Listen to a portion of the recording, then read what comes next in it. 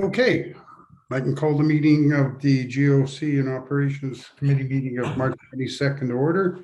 Just a reminder that this is a public meeting. It is being recorded and will be viewed probably tomorrow or available for viewing. So first of all, I'd like to welcome Tyler Rice with the West Kootenay Boundary Community Investment Co-op. Tyler has a presentation to make to council, and that item will then be discussed later on in the agenda. So without further ado, thank you, Tyler, and the floor is all yours. Thank you very much. And if I can share my screen here, 1 second.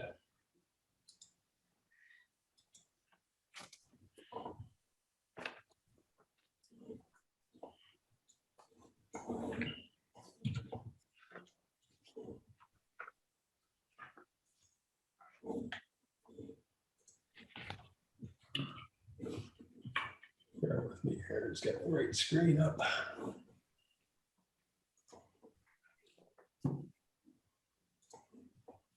Yeah, oh, there we go. Already, is that Perfect. An impact showing?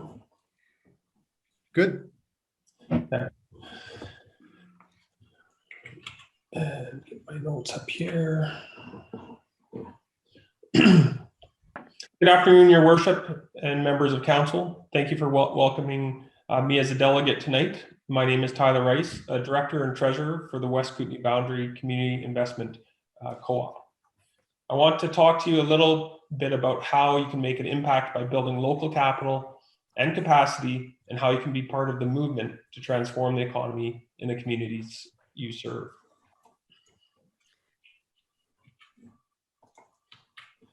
The time for local investment is now, especially during these unprecedented days.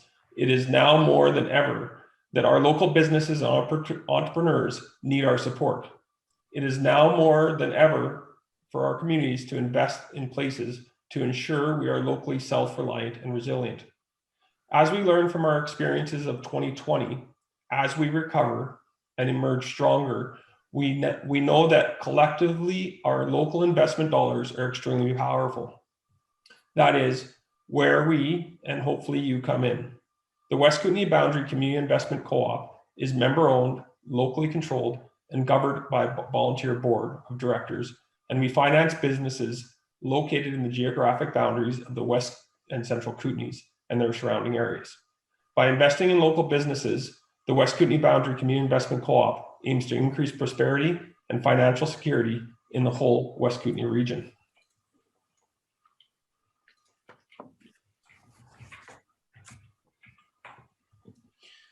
Now, the use of community investment co-ops is kind of a new approach in BC. It encourages investors to keep their investment local.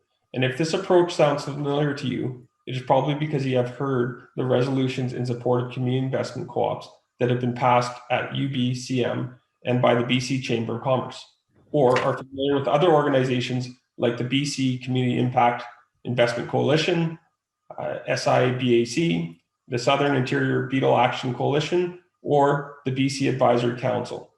Or you may have also heard of the Nova Scotia's New Dawn enterprise, where now over 75 million has been invested into local community economic investment funds.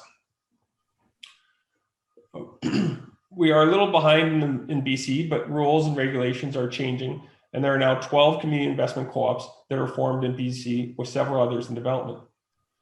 Currently, however, if you want to invest in your local community, there are no clear avenues to do so. In most cases, your investment broker does not have the means to help you invest locally, and your investment dollars would simply be invested elsewhere, away and out of your community, and that is something we have to change. At the West Kootenay Boundary Community Investment Co-op, we also understand that good partnerships breed innovation. We work with all the local chambers, and we are partners with the 3 regional community futures, who help us with the due diligence process on the loan application criteria. And they are the ones who leverage our member investment fund with local financial institutions to provide the capital that local businesses need to grow and succeed. Community investment co-ops allow residents and organizations to invest where they live and play, thus creating new and helping existing businesses to succeed and thus creating a sustainable local economy for that community. That is what we call a win-win. That win-win is the impact of building local capital and capacity that I mentioned at the beginning of the slideshow. The West Kootenay Boundary Community Investment Co-op is currently embarking on our second capital raise to do exactly that, and we are asking you to invest in your communities to help create a thriving local financial ecosystem by diverting a small but substantial percentage of capital to the co-op, and also assisting with the awareness of what the West Kootenay Boundary Community Investment Co-op is. By doing so, you create significant local investment power and keeping your investment circulating locally, generating a significant impact right here in your communities, right here at home, a win-win. Our community investment co-op is in full swing. Last year, we finished putting our financial processes in place, and we have a number of business loans applications in place that are at various stages of processing. So that is very exciting. It is important to note that the approved loan applicants also receive business development guidance and ongoing support if they need it, from our board of directors that collectively hold many years of business experience, and from our friends at Community Futures, who of course are exemplary in that kind of support. And Community Futures, in some cases, along with that, offer collaborative financing. And speaking of which, we have two successful stories that have completed the loan process, which has resulted in the creation of a brand new thriving landscape business that is currently expanding to provide winter services, and another resurrection of a many years derelict 32-unit motel and RV park in Christina Lake. And both of these businesses are now making a huge statement and impact supporting the community of Christina Lake, all done by local investment dollars. To this end, we are asking you to invest in the communities you serve by exploring with the possibility of becoming a member and investor of the West Kootenay Boundary Community Investment Co-op by purchasing between 10,000 and 100,000 in membership shares. Now, when we first sent out our request for a delegation to our local government offices, the question came back to us that can we as local government even invest in a community investment organization? And the answer to that question is actually extremely interesting. The short answer is yes, you can. Our advocates have worked really hard to change the securities instruments and regulations that are in place, and they have been successful in that local government are able to invest.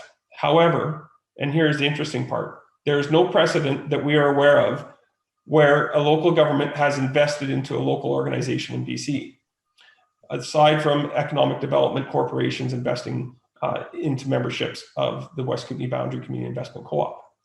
So what we ask your worship and members of council is a commitment from you to task your staff to work with us to explore your city's eligibility for local investment through the national exemptions and regulations. Our co-op is even willing to help with this through legal counsel. We are lucky enough to have on board that believe in and are helping with this local investment initiative.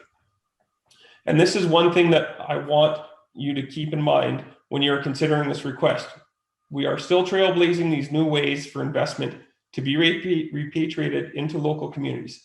So if we become the president, then kudos to everyone included in the local government who is willing to put in the work to explore this with us, resulting as well in a message to your communities that will be loud and clear that you believe in local businesses and the success of your local economy.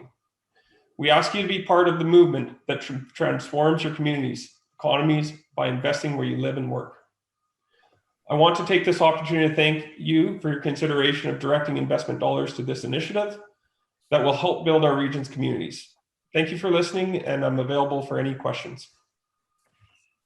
Thank you, Tyler. Are there any questions of Tyler from members of council? Carol? Yes, I have a few. Tyler, could you tell me, please, how big your board of directors are? How many people sit on that? Yeah, so our board of directors is made up of individuals throughout the West Kootenay Boundary region, with 3 members from the Nelson and Castlegar area, myself included, and Keith Page from Nelson, as well as Eva Hernandez. Grand Forks and Boundary is made up of 4 volunteer board members. Arrow and Slocan and Upper Kootenay Lake is 2 members, and Lower Columbia has 3 members with Mr. Paul Butler as a board member as well. Okay. And so how many paid positions are there? Currently within the West Kootenay Boundary Community Investment Co-op, there's no paid positions. It's all run on a volunteer basis, including the Okay. investment committee. And we have a partnership with Community Futures that assists with the due diligence process on evaluating loan applications. Okay, so there's just a couple of things here I'm not quite understanding. So the investment money that comes in to your society or your group, where does that go? Is that So- invested into a bank or a credit union? So what happens is the funds come into the West Kootenay Community Investment Co-op. And so there's currently a pool of funds that the board can deploy into local investments. And so I'll just see if I can go back a couple of pages on this slide deck here. So we've deployed approximately 30,000 to the Christina Lake Motel Initiative, as well as another pool of cash into Cedar Ridge lawn and maintenance. And the balance of the funds continue to retain or stay within the co-op to evaluate other investment opportunities. And so, Okay, so when you say co-op, but is your money not sitting in a financial institution? Are you just holding it in a vault or what? it's not under our pillow mattresses. We do have accounts at Kootenay Savings. And so Okay. any funds that have not been invested are held in a GIC, so that money is returning an interest rate while we continue to evaluate investment opportunities to deploy that money into. Okay, so I'm not sure if there was so much information going through. Did you tell us how much money you have now in total? So we've raised in excess of 160,000 in total from Okay. the West Kootenay Boundaries. And of that, about 1/3 or just under that is currently deployed, with the current difference in the Kootenay Savings Credit Union. Okay, and so there was 30,000 plus that have been deployed right now, right? Just under 30,000. 50,000, Just under 50? correct. Okay, 30/20. 30 and 20, okay. And we've got a number of loan applications in currently that are in the process of evaluation with the board. Mhm. Okay, and the other thing that I didn't quite understand is it seems to me that, and to clarify this for me, tell me where I'm wrong in this thinking, that there's a little bit of duplication as to what Community Futures is doing. So we're leveraging the capacity of Community Futures as a more mature organization, and they're assisting with the due diligence process. And so with the West Kootenay Boundary Community Investment Co-op, it allows local individuals within our West Kootenay Boundary to invest in this vehicle.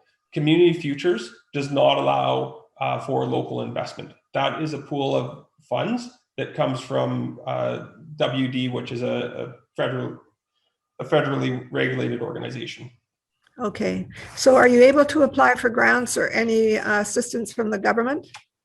Yeah, absolutely. And the initiation of the West Kootenay Boundary Co-op started with grants that were received, and the administrative costs for legal and insurance is actually being covered by an originating $10,000 grant. Okay, all right, thank you very much. Sandy, Go ahead, Robert. what you're really asking for now is just for staff to explore the feasibility, right? Rather than asking you a bunch of questions now, may or may not be feasible. We don't know for sure. That's all you're really asking for now, aren't you, Tyler? Absolutely, and also awareness within your community that this Yeah. opportunity exists for their membership or for your. Thank you. Thank you. Yeah, we'll get more information later. Thank you. Any other questions? I've got a couple. In terms of qualifying for a loan through the co-op, do they have to go through traditional finance means first? That is our recommendation. It's not mandatory. We're not looking to compete with existing lending opportunities. We're looking to assist with entities that might not normally have the capacity to obtain financing from traditional means, as in your brick and mortar banks. An example of this would be the recent partnership that the WKB did with CAST, which is the Kootenay Association of Science and Technology, where we partnered to do microloans for businesses that were impacted by COVID, that were looking to update their websites in conjunction with the DER3 program, which was offered by CAST. And so we're looking to fill the void of small lending or for organizations that have the character and established reputation locally that might not be able to meet the financial requirements of traditional institutions. So it'd be safe to say, though, it's last resort financing. I wouldn't say it's last resort. I would more tailor it to community-based investing with organizations that are creative and looking to make an impact in their community. There's a number of opportunities that are coming to the WKB because there's a wherewithal in the organizations that want to raise funds that don't want to deal with the national banks. For an example, they rather look to provide opportunity for investment in from local members. And this is a big movement that's afoot. I just participated in the Angel Summit that's offered by Accelerate Okanagan, whereby it's an education process for members of communities to go through a pitch competition, invest in local businesses that haven't been able to raise money themselves. And this is further expanded by the Kootenay Pitch Competition that's being offered by CAST to help local businesses understand the different funding mechanisms that are available to them, that whether it's an equity or debt type of instrument, there's other alternatives out there. My other question, what's your maximum loan limit? Well, currently our maximum loan limit is governed by the pool of funds that we have in place. So with available funds of 100,000. And this is one of the chicken and egg scenarios that we run into with the West Kootenay Boundary Community Investment Co-op is we can attract a lot larger deals if we had a larger pool of cash available to us. And vice versa, we could attract more capital if we had those larger deals. And so what we're looking at is potentially anchoring some opportunities and marketing investment in those around a capital raise. Okay. I think it's my last question. Given, I don't want to say it's a fact, but usually no different than, say, Community Futures who lend out money for new ventures, either they're because they either do it because they can't get funding elsewhere or enough funding from others. Generally, the delinquency rate on these loans are higher than traditional banks, significantly higher. And correct me if I'm wrong. Who ensures the solvency of the co-op? So this is not a guaranteed investment vehicle. And this goes back to Robert's comments about exploring the questions at hand. With regards to de-risking it for our member base, working with Community Futures on the due diligence process, that mitigates our exposure. Being a young organization with a very diverse board base, we weigh a lot in our evaluation of our initial deals, the same as we would as a larger organization. But that risk is currently mitigated by taking security on assets of the organizations that we are looking at loaning to. Okay, thanks, Tyler. You're welcome. Are there any other questions of Tyler? No. All right.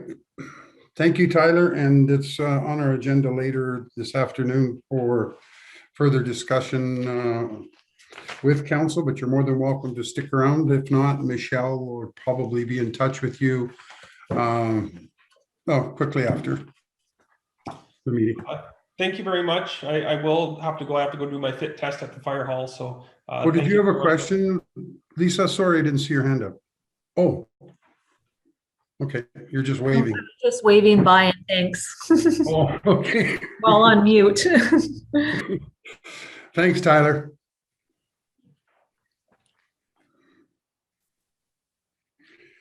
Okay, moving right along to the item 2.1, and that's awarding a contract for the acoustic treatment at the Trail Aquatic and Leisure Center. Michelle? Thank you, Chair Santori. So earlier in 2021, Council did approve a $95,000 capital project for the replacement of acoustic treatment at the Trail Aquatic and Leisure Center. And with that, staff moved forward with the request for proposal in February, closing in March. And we've received 2 proposals for consideration. Western Noise Control has provided their approach, which is costing $85,968 for the supply and installation of some acoustic baffles. Proposal was also received from Merlin Integrated Solutions, which included the supply and installation of various different styles of noise control, buffering wave baffles from the ceiling and panels on the walls. And their proposal costing was $171,695,000. So with that, and recognizing the capital budget set at $95,000, it is being recommended that council award the contract for pool acoustic treatment to Western Noise Control Limited in the amount of $85,968.42 plus GST. Move approval. I'll second that. Seconded. Just a question, Michelle. I can't remember what was wrong with the ones we already had hanging from the ceiling. No, what else? Well, they may have reached the end of their useful life, but they are intended to be removed and replaced. This is not an addition to what is in place now, as I understand it, from the park staff.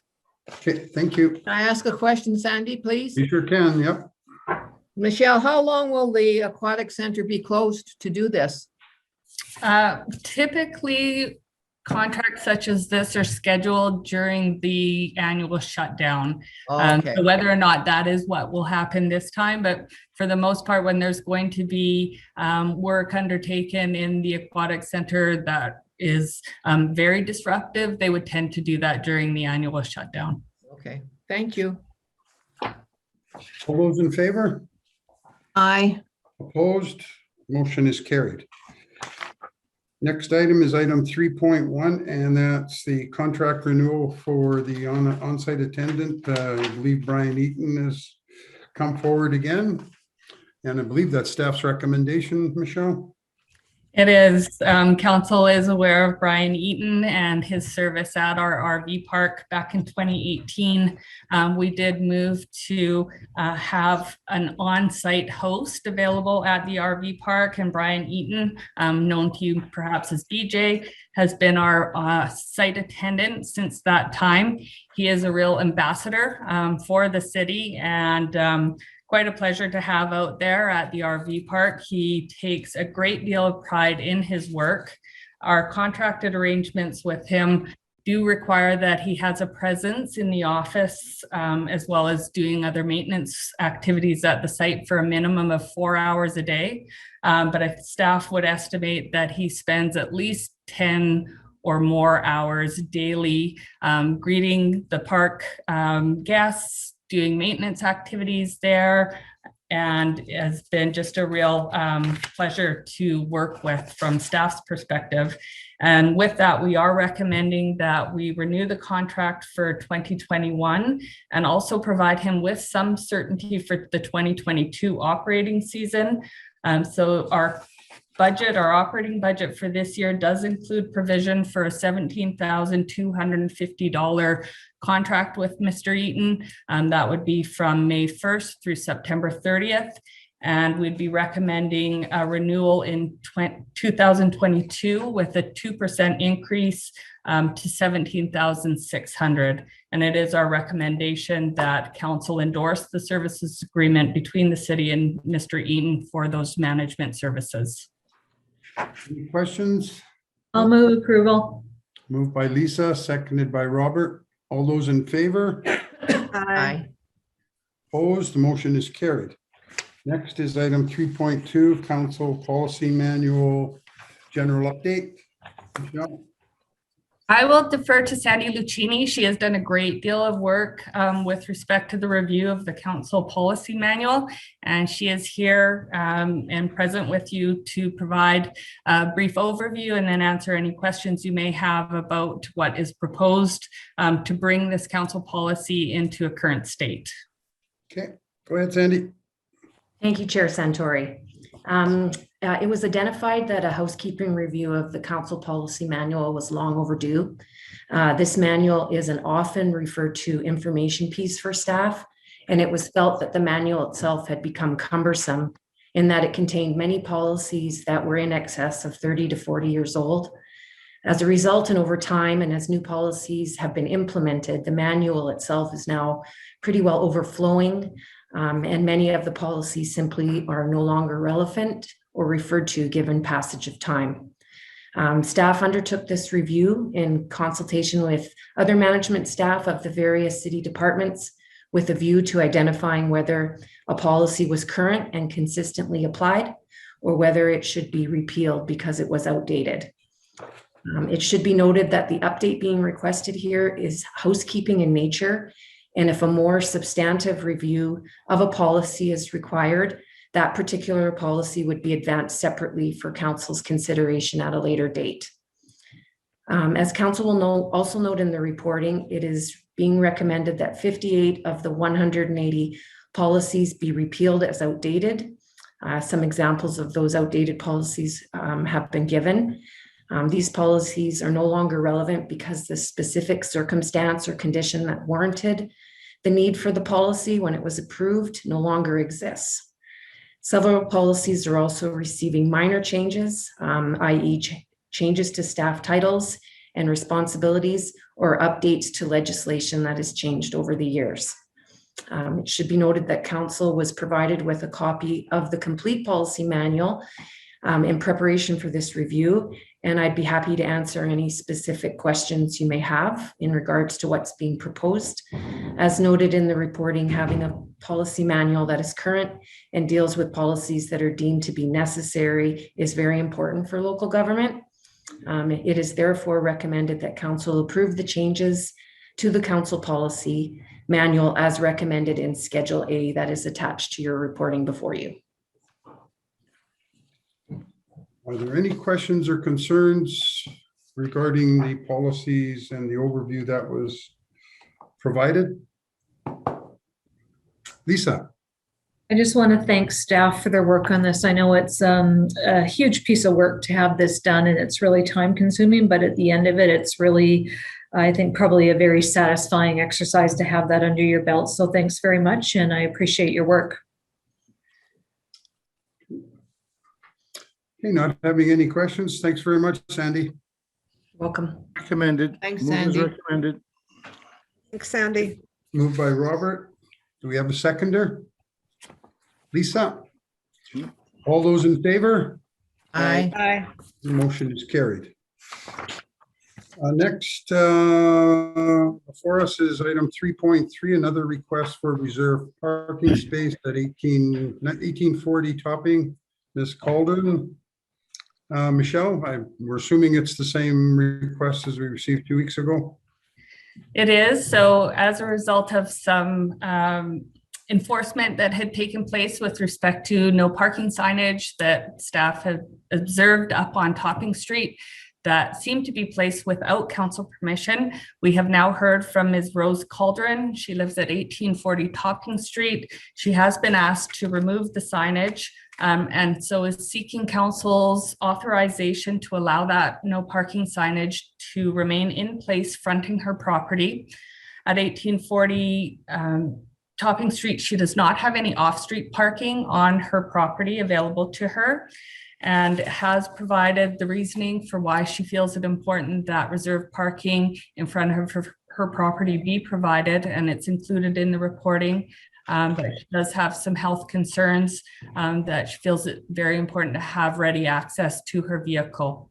And so with that, it would be recommended that council authorize the request, but similar to the other two situations that were dealt with at the last meeting, suggested that it be approved on the condition that the signage be removed when there's a change in occupancy of the premises.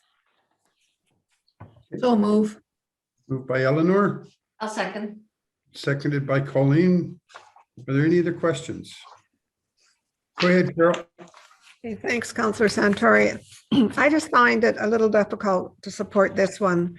Our previous two requests strongly indicated that there was physical disabilities, which they have to park a block or block and a half away from their home is quite understandable as to why we should be supporting them. As I read through our email, our memorandum and the lady's attachment, her email, it didn't seem to me that we were looking at physical disabilities as much as there might be a bit of a memory problem, I think it was. So, I do have concerns because I'm just wondering how much we're going to be opening this to other requests that might start to be borderline as well. And maybe this is the time we might want to take a real serious look at this one.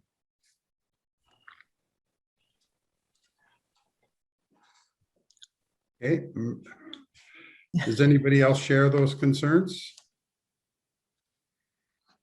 Okay, not hearing any and no motion on the floor. All those in favor of the original motion? Aye. Opposed? Motion is carried. And we move on to 18 grants and aid, item 4.1. Move receipt. Moved by Robert, seconded by I will. all those in favor? Aye. Carried. And the last item on the agenda is item 4.2, and that's regarding the presentation that we had from the West Kootenai Boundary Community Investment Co-op. And what are council's thoughts on that? Councillor Butler, you are on. Butler, yeah. You're on. mute. Councillor Santori, I'm just going to recuse myself from this as both an investor in the co-op and chair of the co-op. Okay. It's so noted, Michelle. Thank you. Andy? Yes. But I think we just have to ask staff to investigate whether it's probable, whether it can be done or not before we have a lot of discussion on this right now. Go ahead, Michelle. Chair Santori, when we did place this matter on the agenda, it was understood that they were looking for a $10,000 to $100,000 investment from the city in the purchase of membership shares. We did hear earlier from Mr. Rice suggesting that as a start, he would look to, or he was hoping that you would encourage staff to investigate the feasibility and legalities of investing in the investment co-op. I would just caution you or suggest that you only refer it to staff for further reporting if you feel that this would be an credible investment tool for you. Recognizing that when you or when we as a municipality are taxing, we're doing so as a service provider so that you can provide services. We are not so much an investment organization. We do, of course, have to invest monies that are held for short-term purposes. So with that, I would just suggest to please be cognizant of the demands on staff if you are going to refer it for further research in that regard. I think it's important, Robert, that we have the discussion now in terms of the concept and would we support this type of initiative? I think the investigation that was going to be done was to confirm whether or not as a municipality we have the authority under the current provincial acts to allow us to do so. But I think it's important that we as a council, without leading our staff into more into this work or leading the co-op or giving them some false hope if we don't support what they're trying to do in theory. So, or not in theory, they're doing it in practice.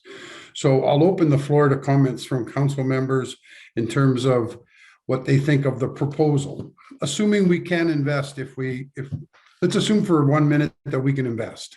Now, would you want to do that? No. Okay. Carol, go ahead.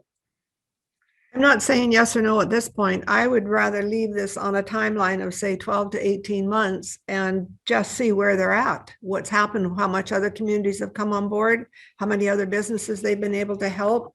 So I just think this is too early for us to make a decision. This is a fairly new society or community group, whatever we want to call it. And I just didn't feel comfortable. I mean, I asked a lot of questions and I could have probably asked another 2 or 3, but I would rather wait at least 12 to 18 months and just see where they're at. Okay. Lisa. My initial thoughts are that this is out of scope for what we as a municipality are tasked to undertake. Okay. Any other comments? Colleen, go ahead. Oh, hold on a sec. Pardon? Okay, hi. I just, for me, I agree with Lisa. I don't know if that is council's responsibility to invest our citizens' money like this. I just don't think that's something that we were elected to do. Yeah. Okay. I'll go one step further. I don't think it would be an investment. I think it would be a grant of $10,000 to $100,000. I just can't see the return on it. But so, do we have any type of a motion that we want to make? Lisa. I'll make a motion to receive and file. Second. Okay. All those in favor? Aye. Opposed? The motion is carried. And Michelle, I take it you'll advise Tyler accordingly. Well, thank you. We have Okay. one more thing, Sandy. We have a late item from Michelle. Yeah. Thank you. So thank you for your indulgence. We do have a late item and I was unable to have any paperwork to you, even an email to you in advance of the meeting. We did want to alert you to a potential grant opportunity available through the UBCM. It is called the Strengthening Communities Services Grant Program. Mayor Payson has been in communication with Sheila Adcock of Career Development Services. Career Development Services is quite interested in partnering with the city on this particular grant program. And the intent of the grant program is to support unsheltered homeless populations and address related community impacts provincially. So the province is committing funding through the Safe Restart to communities to address homelessness in the communities. And with that, there is a funding deadline of April 16th. So we did want to seek council's approval or some input from you around the particular grant application. This grant funding will provide up to $450,000 for municipalities with a population of our size. So there is a significant funding envelope that is available. And what Career Development Services would hope to do with us in partnership would be to provide some additional staffing for an outreach workers who provide services to the vulnerable population locally by way of food, shelter, through the provision of tents, sanitation. They undertake daily health checks. And with the present outreach scheduling, they're not finding they have sufficient resources to deal with the demand. So with that, they're hoping that the city would support a grant application, preliminarily looking at about $150,000 to $200,000 to support an increase in the staffing there, as well as the provision of the materials and supplies.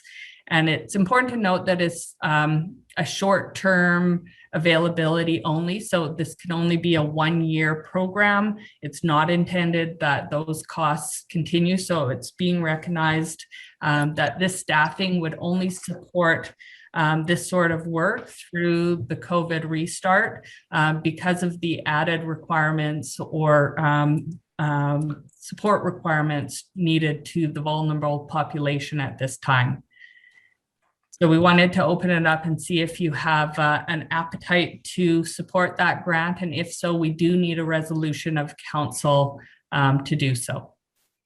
What's our partnership other than approving the grant or going forward with the grant, the city going ahead with the grant request? Is there anything expected of council?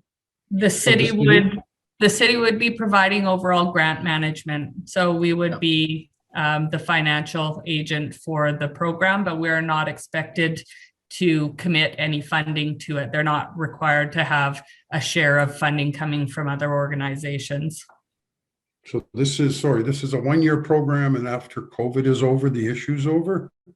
No, They would- Councillor, can I would hope. I give a bit more context surrounding this?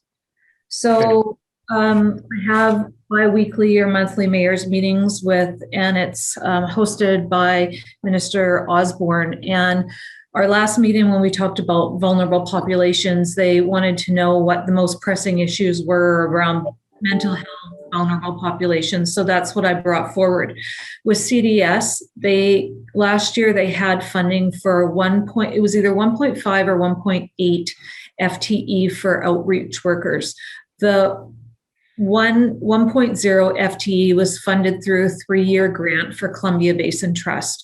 As we all know, that CBT tends to provide these grants for 3 years, and then they expect you to pick up the operational funding.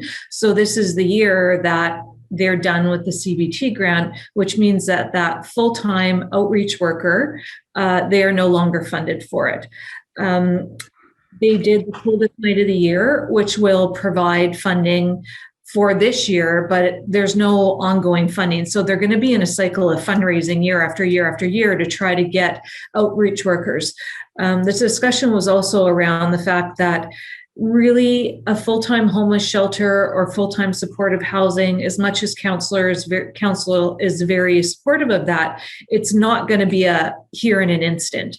So we need to have something that's going to bridge the gap through another season of tenting, CDS having a mandate from the ministry to give out tents to house those that are vulnerable, to provide some supports. And there's also issues around tents coming up in multiple places, including back alleys. And what is the mechanism we have to manage this as a city and support this as a city and make sure that everyone is safe and protected through these dialogues? And the outreach workers, CDS has confirmed that they'll partner with city bylaw when we're doing these visits to either have to get people in a more appropriate space. But aside from that, there's also the daily wellness checks that happen. And this is a huge piece for CDS and Interior Health, funding wellness checks for health, for food, to make sure that our vulnerable population, until we have concrete housing and shelter supports, is taken care of. I acknowledge that it's not ideal, but what is really not ideal is to have an over 50% reduction of outreach workers in our city with no other funding mechanism to be looking after these people and managing them through the summer and the fall. So this is a grant opportunity that came up. When I brought it up at the UBCM meeting, or at the UBC meeting, they said, this is an opportunity that you should apply for. This is exactly what this funding pool is to be applied for. So I brought it to Sheila's attention and staff's attention to help potentially, if we can get the grant, to carry us through another season. Hopefully by that time, we'll have some other permanent supports in place. So in actual fact, though, Lisa, this isn't additional resources. This is just somebody's funding what CBT was funding. Now this grant will fund. Right. So if Sheila or if CDS applies for one person and we get the funding for that, it would bring us back to on par of where we were last year.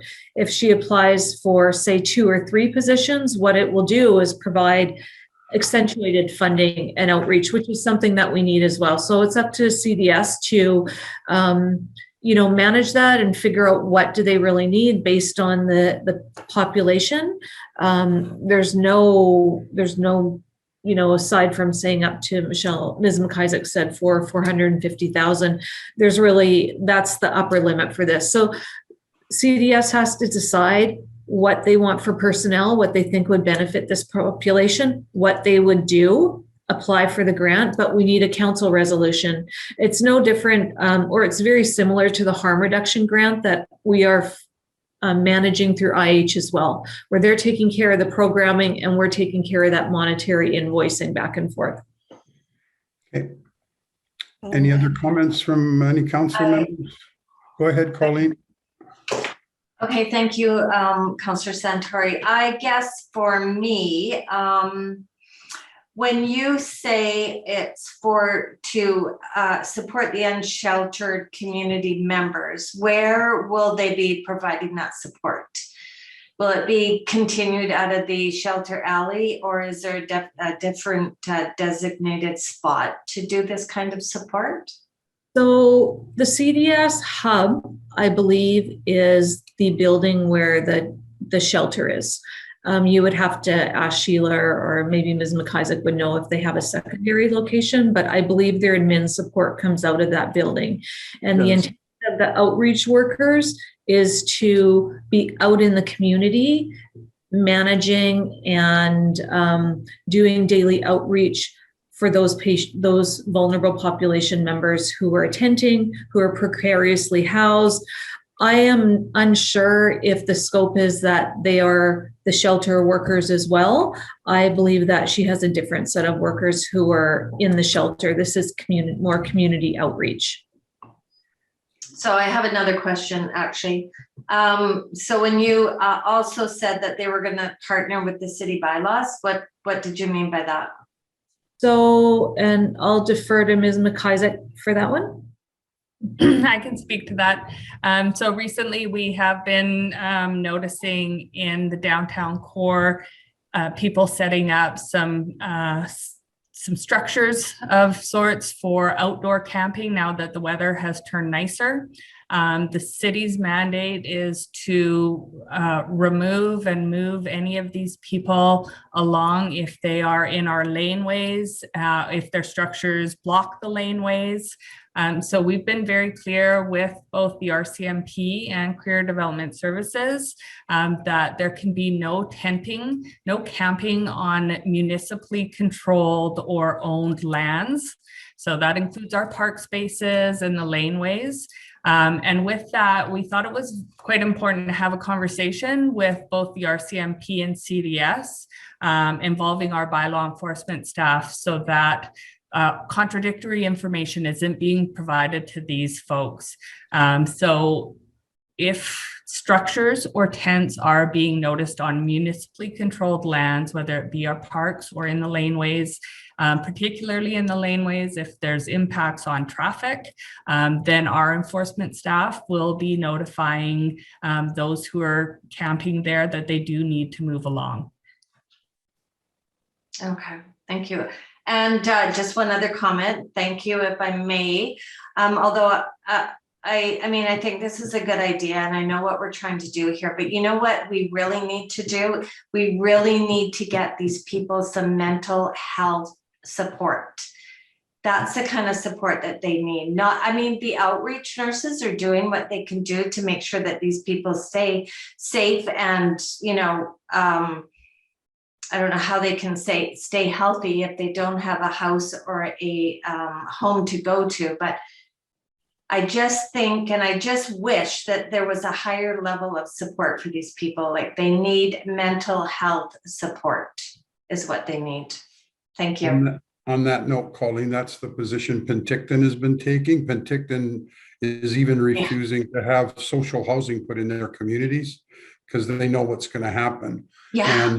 And they're putting pressure on the province and the feds to either deal with mental illness and drug addiction, it should be, or they're not even accepting or do not want supportive housing in their community. So they're taking a pretty hard stance against it. Mm-hmm. Yeah. Carol, you had something you wanted to say? Yes, thanks, Councillor Santori. When we had Sergeant Wazentowicz and Sheila Adcock, I don't know if it was our last meeting or 2 meetings ago, and we had the opportunity to ask her questions. One of my questions was, how much staff does she have access to? And she said 75 people. So in terms of this money, am I to understand that the 75 numbers would drop and that money would be able to bring those numbers back up to 75? No, just the outreach worker. No, I'm unsure of because that. I thought most of that, excuse me, Mayor Payson, I thought most of the 75 workers were probably people that were on contract and she had access to them.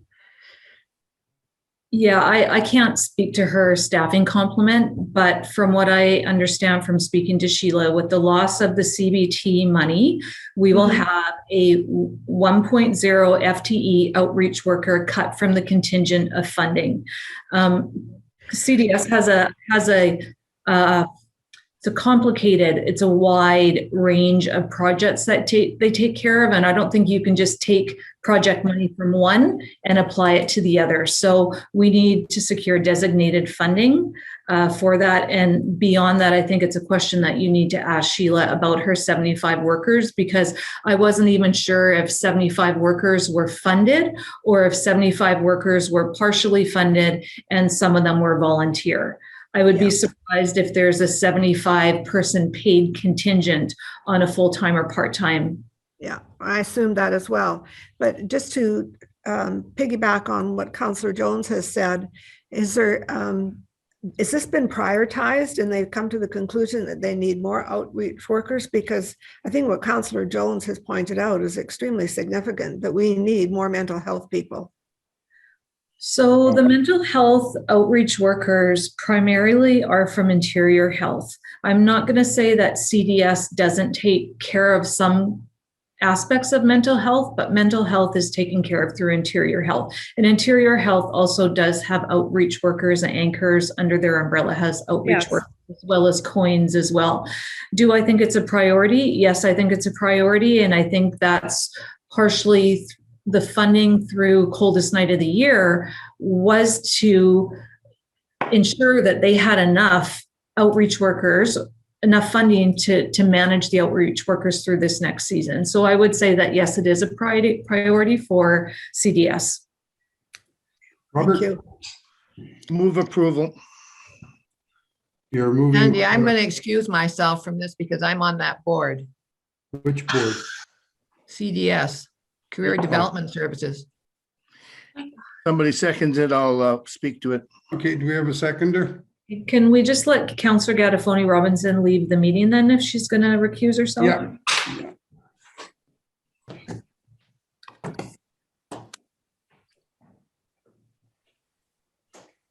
And I'm sorry, was there a seconder for a motion to support the Carol. certification?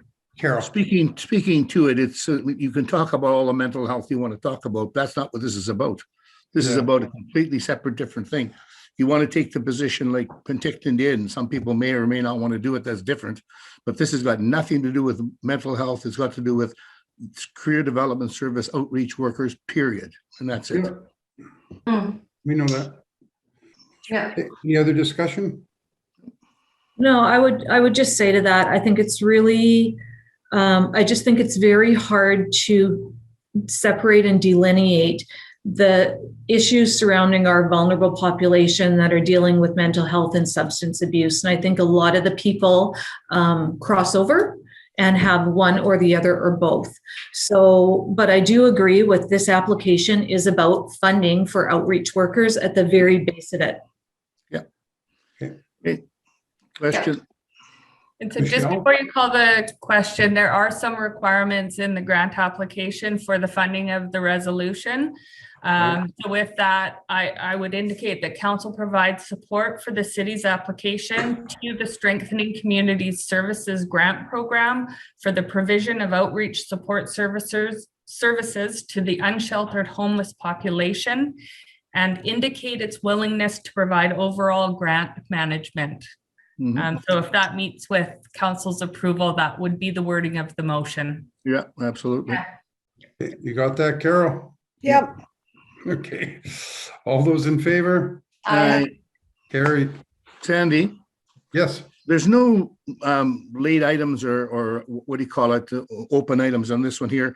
But I do have one item there. We got $65,000 grant for the airport, but I never was it was never sent out as far as I know. Did anybody know anything about it? I know we got 65 grand for our airport, but it never came out from staff. Maybe Michelle knows or you know, Sandy. I don't. Yeah. All I read was that there was grant money becoming available for small regional airports, but I don't know. It's not that one, is it, Michelle, or is this a different Well, one? I would say before we get too far along in this discussion, I am unaware of any funding that's been dedicated, but it could very well be waiting on a provincial announcement. So it's probably inappropriate for us to be questioning it in a public forum. Oh, because it was in the Castlegar News. Yeah. So Okay, if anybody does find out about it, can we get some information, Michelle? Thank you. Yes. Carol? And just on that note, there is more funding available. That just came through on an email just in the last couple of days. There's another grant opportunity for the airport. Yeah. Mhm. Okay, Okey-dokey, is there, let's call for adjournment. Oh, Sandy, I have some questions that I want to ask. Am I Oh, allowed? Go ahead, Eleanor. Yeah. Okay, Michelle, I noticed that the Public Works Yard, there's a garbage bin there. Is that the same as we had last year? I would suspect so. I haven't noticed it on my drive through Glen Mary, but this is about the time of year when we bring out the waste bin that's used for excess collection in between your garbage days. Yeah. So if you have need to make a trip to the dump, you have the convenience of instead just traveling to the disposal bin. And it is asked that a voluntary payment be made with each time you dump there. But I Yeah, would suspect that's what it is. yeah, it's a lime green. It's not the same green as the other ones. It's a No. lime green. That is most definitely the one that is funded in By- cooperation with the natural control alternatives. Yeah, okay. And another question I'd like to ask Lisa, can we send a letter of congratulations on behalf of mayor and council to the Sue Bach and Jan Morton and her team and the Glen Mary PAC, congratulating them on a job well done to get the new Glen Mary school? So I would say that I'm not sure that Subak and Jan Morton have anything to do with the Glen Mary School project. I thought they Um, did. Not to the best of my knowledge. Oh, okay. So if we wanted to write a letter of congratulations to the school district or a letter of thanks to the ministry for approving it from the city, that might be appropriate, but I think we need to figure out who the funding part or the main people are to do that. Oh. Okay, I thought Sue Bach and Jan Morton had something to do with it. No. I Not to think the there's best a of my lot of knowledge. people, I think over the years, there were a lot of people involved in it. Yeah, yeah, Skate park. It's been on the table for about 15 years. yeah. Well, Easy. it's finally coming. Okay. Okay, move Thank adjournment. you. Moved by Robert. See you guys at 6 o'clock. See you at 6. Bye-bye. Bon appetit. Thank you all.